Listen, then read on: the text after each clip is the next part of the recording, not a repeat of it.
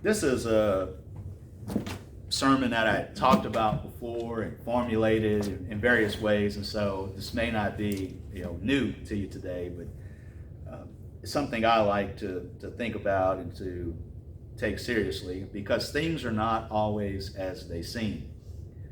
I was preaching in Kentucky, and I just get there and I get settled in the hotel room and turn on the TV, kind of trying to relax after driving, 12 hours. And there was a news story that came on that the police had stopped a deaf man and they couldn't communicate with him. They didn't know he was deaf. And so they were telling him, giving him the instructions, but he wasn't following the instructions because he was deaf. He couldn't hear what they were saying. So at some point they ended up drawing their guns on him. So he's trying to get in his car to get his notepad to write for them, "I'm deaf, I can't communicate with you." And when he goes to reach in the car, they shot and killed him. They thought he was reaching for a weapon. And I don't know what the outcome of that ended up being. I didn't stick around in Kentucky. I did the meeting and I left and went home. But I remember thinking, he was not only deaf, but he was also mildly retarded. And I remember thinking, I felt bad for the cops, because they don't know. You don't know what you're up against. Every time you have a traffic stop, it's never routine. You're always facing challenges. And I felt so bad for the guy and for his family, because he wasn't doing anything wrong. He just didn't know how to tell them he wasn't doing anything wrong. He didn't know what they were saying. And that got me thinking, things are not always as they seem. I actually witnessed this in the mall, and I encountered a couple. The lady was sick and gone through chemotherapy. A little while later, I encountered a couple, and people walking behind them. I can't believe how slow these people are walking. They're getting loud and trying to rush around them. Well, the woman's dying. She's gone through chemotherapy. Of course she's walking slow. Things just aren't always as they seem. And sadly enough, we as Christians, we often make the same mistake. We don't fully grasp or take in what's happening, and we draw conclusions that are unwarranted, right? We think we know what's happening when sometimes we really don't know what's happening. I'll tell you the story a while back. I used to watch Seventh Heaven when I was in school. So I would get out of class, I would get home, we would watch a couple episodes of Seventh Heaven. I didn't watch it when it was new. I watched the reruns. And Seventh Heaven was about a guy who was a preacher in California for a big congregation, and it was about their family life. And there was a woman who was being abused in the congregation, and he goes and rescues her, gets her out of the situation from her abusive husband, and is trying to hide her until they could get help for the situation. And he takes her to a hotel room to get her checked in the hotel room. Well, people in the congregation see it. They see the guy checking going into the hotel with one of their members who's wearing dark glasses. And so they call the wife, and they're like, "Hey, Annie, don't know how to tell you this, but we saw the pastor with one of the members at the hotel." And he comes home, and she says, "I don't know what you're doing, and I know you probably can't tell me, but make it go away fast." She's like, "I trust you, but make this go away fast, whatever you're doing here." And I appreciated that she trusted her husband enough to know that you're not doing something wrong, but this stinks for me right now. But people in the congregation were assuming that he was having a relationship with this woman, when in reality, he was helping the woman get out of an abusive relationship. Things are not always what they seem. And I'm telling you guys, I believe that it is a sin for us to draw conclusions without knowing the facts. Here's what the Bible says in James chapter 1, verses 18 and 19. And I always connect verse 18 with verse 19, because verse 19 starts with wherefore or therefore, right? And so verse 18, of his own will begot he us with the word of truth, that we should be a kind of first fruits of his creatures. In other words, that we would be like God. So God gave us his word. When we obey his word, we're born again, right, into that godly family. And as such, we become his special children, the first fruits of his creatures. Wherefore, or therefore, based on the fact that we are the first fruits of his creation, right? My beloved brethren, let every man be swift to hear, slow to speak, slow to wrath. And that word wrath is the Greek word orge, which is where we get our word anger from. So every person slow to speak, slow to become angry, but swift or quick to do what? To hear, to listen. Somebody said God gave us 2 ears and 1 mouth. We're supposed to listen twice as much as we're supposed to speak. And I believe there's a lot of truth to that. In John chapter 7 and verse 24, these are the words of Jesus. One of my favorite things that Jesus ever said. He says, judge not according to the appearance, but judge a righteous judgment. Jesus is saying, don't look at what you think it looks like. Don't judge it based on what you think it appears to be. But make sure that you have the facts, and make sure that when you pass your assessment of it, that you have gathered those facts and you draw proper conclusions. Because things are not always as they seem. Things are not always as they appear. And what we have a tendency to do as human beings is we see it and we draw conclusions without actually knowing what's going on, without actually knowing the facts. Well, I've had this happen to me so many times. Me and my wife used to participate in something called the Red Dress Run. And it's a cancer raising fundraiser for cancer research. And once a year in New Orleans, you sign up and everybody, men and women, wear red dresses. And they got a path, you go through the city. And when you show up out there for Red Dress Run, everybody's in red dresses. And so we used to participate in this. It was fun. You know, it's for a great cause. You know, I lost my dad and my grandpa to cancer. Great cause. Well, somebody said we were in a drinking group. That we were in a drinking party or something like that with us. because I guess my wife had posted a picture from us at the Red Dress Run or something. And all you got to do is research, look up, Google Red Dress Run. And it'll come up that it's a fundraiser for cancer once a year. And they haven't done it the past couple of years, I don't think, because of COVID. But it was a good time. Everybody shows up in a red dress. I had a red dress. And my first year was strapless. And then my second year didn't fit, so I had to get a strapped one. I look pretty good in it, I must admit. But my point being, nobody called and said, hey guys, what is this? Hey guys, what are you doing? No, people just started talking about it. And it wasn't what they thought it was at all. And I remember being so mad because I thought all you got to do is Google it. Google red dresses in New Orleans. And it's going to come up everywhere.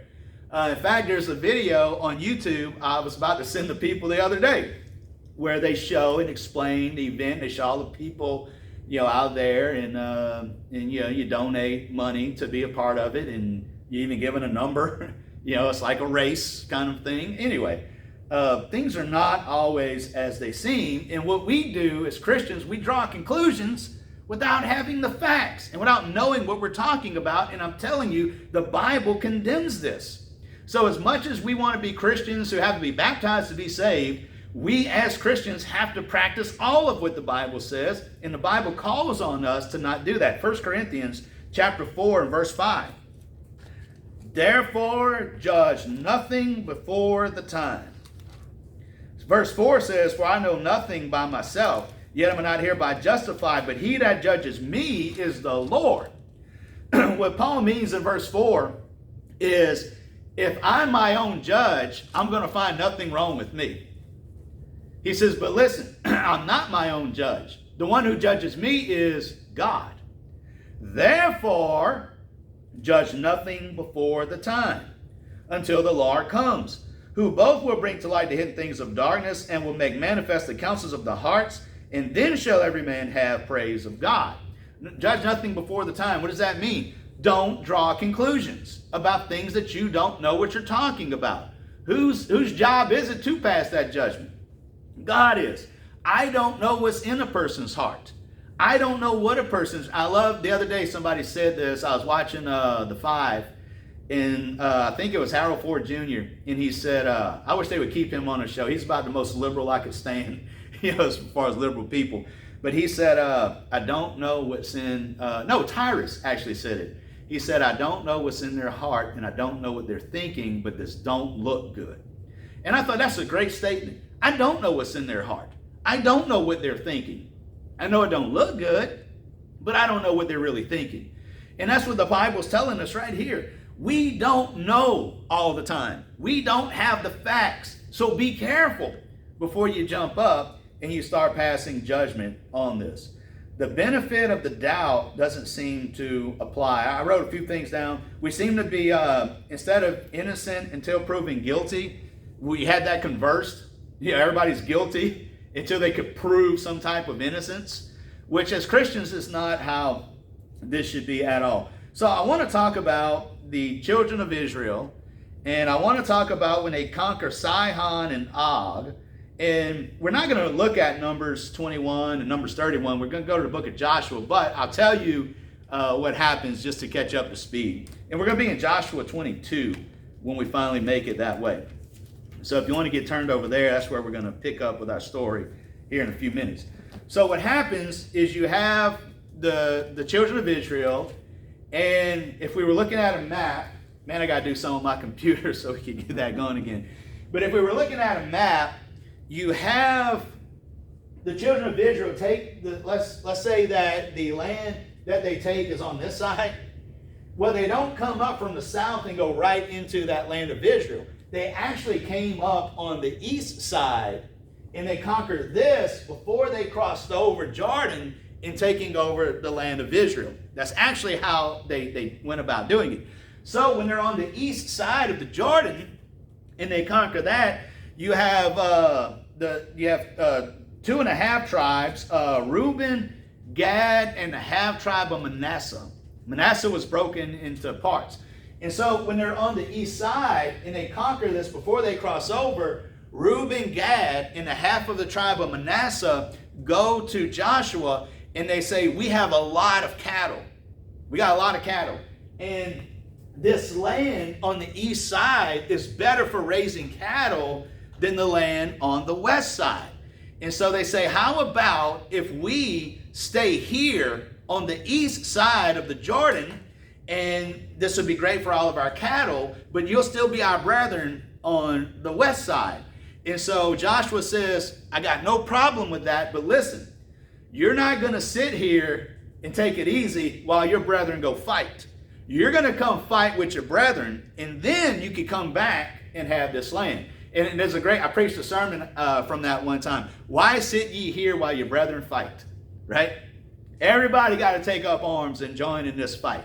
And so they agreed. They said, sure. And so they go over and they fight and they conquer the west side of Jordan.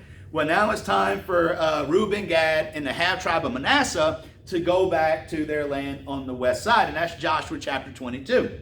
And so in Joshua chapter 22, you start reading in verse 1.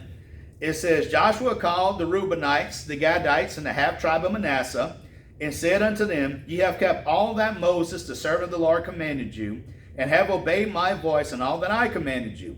Ye have not left your brethren these many days unto this day, but have kept the charge of the commandment of the Lord your God. In other words, you didn't let them go fight by themselves. You went and you fought with them.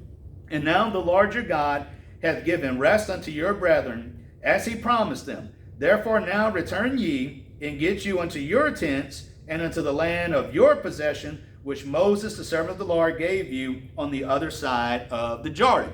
In other words, that land on the east side. But take diligent heed to do the commandments and the law, which Moses, the servant of the Lord, charged you, to love the Lord your God, and to walk in all his ways, and to keep his commandments, and to cleave unto him, and to serve him with all your heart and with all your soul. So Joshua blessed them and sent them away, and they went unto their tents. That would be on the other side of the river Jordan. So they get over there, and then they start thinking. They say, man, that Jordan, that's a big river. And our brethren are way over there serving God, and we're way over here serving God. I hope they don't forget about us. And so they start talking. What happens if one day they act like they don't know who we are? And they start saying that we're not their brethren. Who knows? It could happen. So they come up with this great idea. They say, what we're going to do, because in Jerusalem, they had built an altar and they started their worship in Jerusalem. And they said, well, what if we build an altar and we build an exact replica of what they have in Jerusalem? That way, in the future, our kids' won't be able to be told that, no, you're not one of us. We can say, look, we have the exact altar you have. We are one of you. So it seems like a great idea, right? So we pick up the story here around verse 10. They came to the borders of Jordan that are in the land of Canaan. The children of Reuben, the children of Gad, and the half tribe of Manasseh built there an altar by Jordan, a great altar to see to. Literally, a great altar that could be seen. Right? Now, why are they doing this? Because they want them to know that we are your brethren. That we're in this with you all alone. In verse 27, and we're going to jump around just a little bit, verse 27 and 28 gives the reason for building the altar. But that it may be a witness between us and you, our generations after us, that we might do the service of the Lord before him with our burnt offerings and with our sacrifices and with our peace offerings, that your children may not say to our children in time to come, ye have no part in the Lord. Therefore said we, that it shall be, when they should so say to us, or to our generations in time to come, that we may say again, behold the pattern of the altar of the Lord, which our fathers made, not for burnt offerings, not for sacrifices, but it is a witness between us and you. So we're not building this to worship. We're just building this so that you will know that we are a part of the Lord with you, because we're afraid that they got such a distance between us that in the future, your future generations are going to say to our future generations, you don't know the Lord. And we can say, yes, we do know the Lord. We have a replica. We have this altar, not to sacrifice on it, but we have this altar to show you, to symbolize as a witness between us that we do, in fact, know the Lord. So what ends up happening here? Well, here's where the story gets really interesting. You come down and you start reading here. It says around verse, let's just pick up verse 11. The children of Israel heard say, The children of Israel heard say. In other words, somebody said, somebody's talking about something. Behold, the children of Reuben, the children of Gad, and the half tribe of Manasseh have built an altar over against the land of Canaan in the borders of Jordan at the passage of the children of Israel. And when the children of Israel heard of it, why did they hear of it? Because they heard say. Because people are gossiping. People are talking about it. When they heard of it, the whole congregation of the children of Israel gathered themselves together at Sihon to go up to war against them. So people start gossiping. Oh, did you see what Gad, Reuben, and Manasseh doing over there? They done built an altar. They done already going to start worshiping false gods. They are already not going to come to Jerusalem to worship, to offer their peace offerings and their burnt offerings. They are already turning their back on God, and it's only been a couple of days. Can you believe it? And somebody else says, I can't believe what they're doing. So they all get together and they say, hey, what are we going to do about this? And they say, I tell you what we're going to do about it. We're going to go kill them. Like they got that serious about it. We're going to go kill them. Just like we destroyed all the nations that were in this land, we're going to go and destroy them too. How dare they turn their back on God? Now, we already know the end of the story. Why did they build the altar? To turn their back against God? No. To offer sacrifices on it in rebellion to God? No. Why did they do it? Because they didn't want to be left out. Their motives are pure. Right? It's indifferent. You know, from my perspective, I don't think God was against it or for it. It's okay, you know, you want them to make sure that they know that you're their people. But what did they think? Did they go talk to them? Did they say, hey, man, how about we send somebody over there to talk to Reuben, Gad, and Manasseh and figure out what's going on with this? No. How about we go meet with them and say, hey, guys, what are you doing here, man? This was kind of funny to us. And they can say, oh, no, it's not that at all. No. They were ready to go to war against these people based off an assumption. When the children of Israel heard say, if they heard it, someone was telling it, and someone was telling it without knowledge of what was actually happening. Isn't it funny how quickly we run and tell what we think is bad news? If I feed a homeless person, nobody posts that on Facebook. Nobody's sharing that message. Nobody's calling each other. But if they think I do something bad, they're calling and they're sharing and they're telling and they're talking about it. Isn't that funny how we are about that? What about the good stuff I did? Well, you didn't do any good stuff. You've only done bad stuff. We do that with each other. When's the last time we sat around and said, man, Ginger Carter, man, that's, man, what a good woman. She, man, I heard the other day that they had some people, man, and she went out. No, we didn't. Man, you heard about Ginger? Wait till you hear this. Actually, Ginger, we do talk good about you, believe it or not. You come up quite often in some of our conversations, and actually it's always good. We tend to say something like, never met a person like that before. Amazing. Yeah, absolutely. But isn't that funny though? Everybody's sitting around, you got company over. Did you hear about Billy? Oh, y'all didn't hear? Ooh, let me tell y'all what happened there. We do that, don't we? Oh man, when we find out something bad and something juicy, we got to tell it. And do we know the facts? Not really. Did we talk to Billy? No. We heard somebody say who heard somebody say who heard somebody say. And then we start drawing improper conclusions about it. And not only did they draw improper conclusions, but guys, it says that they were ready to go up to war against them. They began to act on this not knowing the facts. They were going to act on it, still not knowing the facts. I wrote a few things down here. Number one, gather the facts. When you're told something about someone, if it's something significantly damaging to a person's character, then should not that person have an opportunity to defend themselves before we start telling it to everybody else? Wouldn't you like the opportunity to defend yourself, to say that's not what happened at all? That is not how this unfolded. That is not what was going on here. And in addition to a lot of that stuff, guys, a lot of what I hear about people, if I could just be blunt, it ain't none of my business. A lot of times when I do hear something about this couple did or they said it, it ain't my business. You right? It ain't my job to go get involved in their life and their business and to tell other people all of their mess that's going on with them. That's not my job. It ain't my business. And I'm gonna tell you, man, I'm been getting to the point in my life where I'm about ready to take action when I'm starting to hear about people saying stuff, and stuff about me. I'm getting to the point where I'm ready to make that phone call and make that trip and make that visit and tell you bluntly, stay out of my business. It's not your business. Get out of it. And in addition to that, I have this written down too. What if we all knew all of our real business? In other words, yeah, I might find something out about Dean. I might find something out about Ginger and the temptations to tell people about it. But what if they knew stuff about me, right? All of the stuff that you might hear about someone else, what if we put your business out there?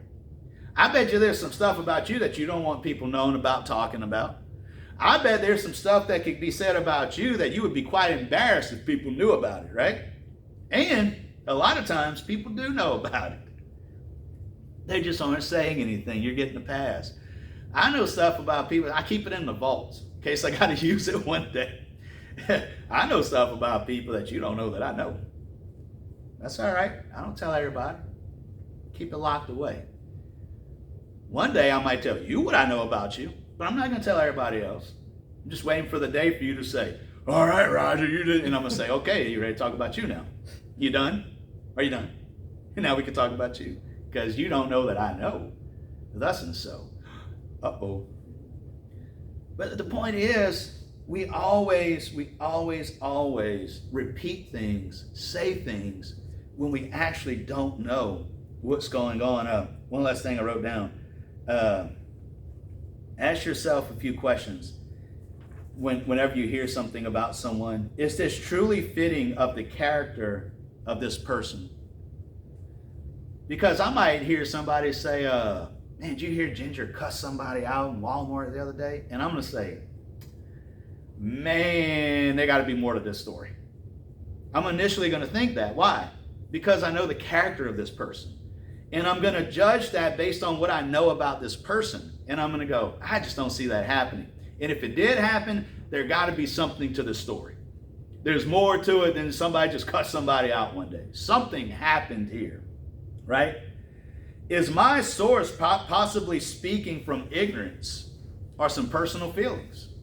Is a person telling me this, do they really know what they're talking about? Or do they even have personal feelings against the person they're talking about?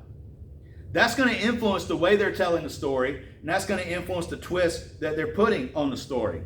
Is the information as it was given to me secondhand? And did the person who gave it to me attempt to clarify the situation with the person about whom they're speaking? That's interesting. Did you actually see this happen? And did you try to clarify what you thought you saw happening? Right? Did you reach out and say, hey man, what's really going on here with this situation? Right? I got some friends and they were getting in they're a married couple, and they were getting in a physical altercation one night.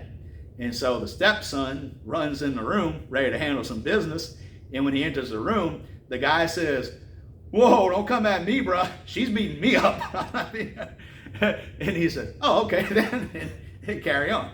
But the point is, how could that story have gotten twisted? Well, he was beating on her the other night. Really? No, she was beating on him, is the truth. But can you see how that could have gone? What if neighbors would have overheard it? You know, this could have gone in such a bad direction for this guy in so many ways that, you know, he was beating on his wife. And what's the truth? She was kind of beating on him. And apparently he had it coming. Apparently he deserved every bit of the little beating that he got. But do you see how that could go in the wrong direction? Very quickly. Here's something we don't think about a lot. What is our job as Christians? One of the primary things the Bible gives us as our job as Christians is the edification of other people, to build people up. That's what we're supposed to be doing as Christians. We're supposed to be making people encouraged, feel better, stronger, positive. So here's a question. If I repeat all of this, is anybody going to be edified? Is anybody going to be made to be better when I tell people about other people's business? Because that's really what we're talking about here, is other people's business. How about this? Am I prepared to deal with the person and these issues should these things make their way back to that person and they decide to pursue me for talking about them? Are you ready to deal with that person? Are you ready for that dude to knock on your door and say, hey, bro, I heard you've been running your mouth about me? Are you ready for that? Most people aren't ready for that, right? How embarrassed are you, by the way, when you are confronted, when someone finds out that you said something and they confront you? That's embarrassing. You've been talking about me? That's embarrassing. I've been in that situation before where I got confronted for talking about people, and it's not pleasant. It's embarrassing. I feel embarrassed when that happens. Have I examined myself in light of these statements? Oh man, did you hear that Ginger cussed out somebody in Walmart? Examine yourself. I did too a couple of times. It was maybe I shouldn't repeat it. You know, maybe I shouldn't be too hard on Ginger, because Jenny told a girl at Walmart the other day, wanted to check her receipt like she was stealing something. And Jenny said, oh, I didn't do your job good enough for you? Because you got to do self-checkout stuff now. And yesterday I was leaving, and the girl wanted to see my receipt. And I said, nope, I'm stealing them Dr. Peppers. Stealing them. Totally taking them. And she didn't know what to say. She just kind of handed her receipt back. Like, I just had to do my own self-checkout right here. Had 30 people watching me scanning. I have put stuff in the bag before and then realized it didn't scan and took it out of the bag. And I didn't have to do that. I could have left that in the bag and left with it. I could have kept my $3 in my pocket. No, I don't do stuff like that. Anyway, So yeah, I can see how somebody might cut somebody out at a Walmart. Would I say it about this person if this person were sitting right here in the room? That's interesting. Would I repeat this if they were sitting right here next to me? No, I would not at all. But you go through here and you continue with the story. We'll just pick up around verse 16. Thus said the whole congregation of the Lord, what trespass is this that ye have committed against the God of Israel, to turn away this day from following the Lord, and that ye have builded an altar, that ye might rebel this day against the Lord? They accused them of sin, not even knowing what was happening. They didn't go over there and say, hey man, what are y'all doing with this? They went over there and said, how can you do this? How can you sin against God? How can you turn and rebel against the Lord your God? Verse 17, is the iniquity of Peor too little for us, from which we are not cleansed unto this day? Although there was a plague in the congregation of the Lord, they're bringing up the situation with Peor when he lied and he kept back, they were supposed to destroy and give everything over, and he didn't. He tried to steal some of it. And so they're bringing us like, is that not enough? Did we not learn the lesson of Peor? But that ye must turn away this day from following the Lord, and it will be, seeing ye rebel today against the Lord, that tomorrow he will be wroth with the whole congregation of Israel. God's going to be mad at all of us because of what you're doing. But they're not doing anything wrong. That was the problem. They assumed that they were.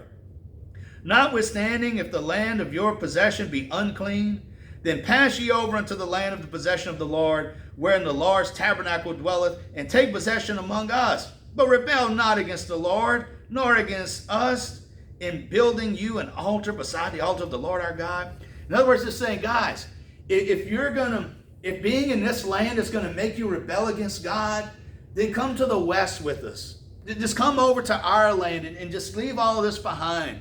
If this is going to make you turn against God. And all the while they're sitting there going, we're not rebelling against God. What is wrong with you people? So they're getting this whole lecture. They're getting all these accusations made against. They showed up with swords and spears ready to kill them. And they're pleading with them, please stop turning against God. And then they're sitting there going, bro, we ain't never turned against God. What's wrong with you people? He goes on and says, did not Achan, the son of Zerah, commit a trespass in the accursed thing? And wrath fell on the whole congregation of Israel, and that man perished not alone in his iniquity. So we have so many examples of people that did what you're doing, and they're like, we ain't doing what Peor did, we ain't doing what Achan did, we're not doing any of this. You're like, yes you are. No, we're not. So the children of Reuben, the children of Gad, and the half tribe of Manasseh answered and said unto the heads of the thousands of Israel, the Lord God of gods, he knoweth, and Israel he shall know, if it be in rebellion or if in transgression against the Lord, save us not this day. You know what they just told him? God knows what we're doing. You don't know what we're doing, but God knows what we're doing. He said, he knows if we are rebellion. And if we are in rebellion, then save us not this day. That we have built us an altar to turn from following the Lord, or if to offer thereon burnt offerings or meat offerings, or if to offer peace offerings thereon. Let the Lord himself require it. At the end of the day, guys, God is my judge. And truth be told, I don't answer to any man. We like to think that people have to answer to us, don't we? We like to think that we have that kind of control over the lives of people, don't we? But at the end of the day, we don't. We answer to God. God knows my heart. God knows why Roger does what Roger does. And God will have to be my judge. And it took me a long time to come to terms with that, because I thought I was everybody's judge for many years. I thought I was the guy that determined, and here's how you justify it. Well, I got the Bible. Well, I got the Bible. And if you're doing what the Bible say that you're not supposed to be doing, then I know that you're wrong, and I can judge you. I'm not judging you, the Bible's judging you. But what's the truth about that? No, I'm judging you. I'm the one who's making a determination over your life. And I'm justifying it through saying I have the Bible, and the things you're doing are not in accordance with the Bible. But what's even the truth about that? That I don't know what's in people's hearts. I don't know why people are doing what they're doing.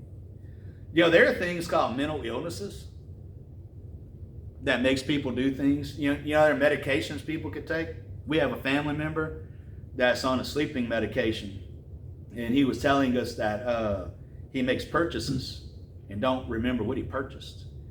And the other night, he vaguely remembered going to Walmart and trying to go in the exit door and thinking they were closed, and going to get back in the truck. He thinks he remembers from the medication he takes, which made us say, dude, you might want to stop taking this medication. I mean, that's like drunk driving, isn't it? I mean, you don't even know what you're doing. Are there medications that make people do things they don't know what they're doing? Are there mental illnesses that make people not know what they're doing? Go read about bipolar 1. Go read about some of the decisions that are made. Go read about when people go manic and some of the things that they do that they totally seem to not have control or realize that they're doing. And when you put it in that context, how do you judge that? Well, that's not my business, man. God will have to make a determination on how he deals with those people. We're picking up in verse 24. If we have not rather done it for the fear of this thing, saying in time to come, your children might speak unto our children, saying, what have ye to do with the Lord God of Israel? For the Lord hath made Jordan a border between us and you, ye children of Reuben and children of Gad. Ye have no part in the Lord. So shall your children make our children cease from fearing the Lord. They said, look, what if one day they say, well, God put this border here to separate us, so you don't have anything to do with God. And he said, what that's going to do, that's going to discourage us. Do you know how you can discourage people? You ever been accused of something? And I remember, going through this as a kid. You get accused of something, you didn't do it, but what do you start thinking? Well, I'm going to do it now. I might as well do it. You're going to accuse me of doing it? You want to see what I can do, right? I'm an idiot like that, so I think that way. I'm like, oh yeah, I'll show you. If I'm going to get in trouble for it, I might as well do it. Right? And that's kind of what they're saying. You're going to discourage us, and you're going to make us not serve God. Therefore, we said, let us now prepare to build us an altar, not for burnt offerings, not for sacrifices, but that it may be a witness between us and you, our generation after us, that we might do the service of the Lord before him with our burnt offerings, with our sacrifices, with our peace offerings, that your children may not say to our children in time to come, ye have no part in the Lord. Therefore said we, that it shall be, when they should so say to us, or to our generations in time to come, that we may say again, behold the pattern of the altar of the Lord, which our fathers made, not for burnt offerings, not for sacrifices, but it is a witness between us and you. God forbid that we should rebel against the Lord and turn this day from following the Lord to build an altar for burnt offerings, for meat offerings, or for sacrifices besides the altar, the Lord our God, that is before his tabernacle. And then we're told of Phinehas, the priest, and the prince of the congregation, and the heads of the thousands of Israel, when they heard this, when they heard these words, then they were like, oh, my bad, dog. Didn't mean to cause a commotion here. Whoops. Right? In verse 33 says, and the thing pleased the children of Israel. The children of Israel blessed God and did not intend to go up against them in battle to destroy the land wherein the children of Reuben and Gad dwelt. And the children of Reuben and children of Gad called the altar Eed, for it shall be a witness between us that the Lord is God. And that's what that term Eed means. It is a witness between us and God. So what happened here? Whoops. There was a misunderstanding. Why was there a misunderstanding? It goes back to they heard say, hearsay. They began to talk about something, not knowing what they were talking about. Guys, the Bible calls on us to not do that. It even gives us an example of what happens when people do that. and nothing good comes from that. Don't let that be you. Don't fall into that trap, man. I've had it happen to me, and I've done it to people before. And I've learned from that. And I learned not to fall into that trap and not to follow up on that. The truth is, judge nothing before the time, for the Lord will come and bring to light the hidden things of darkness. That's what he'll do. Be swift to hear, slow to speak, slow to anger, right? Judge not according to the appearance, Jesus said, but judge a righteous judgment. And so shall it be with each of us.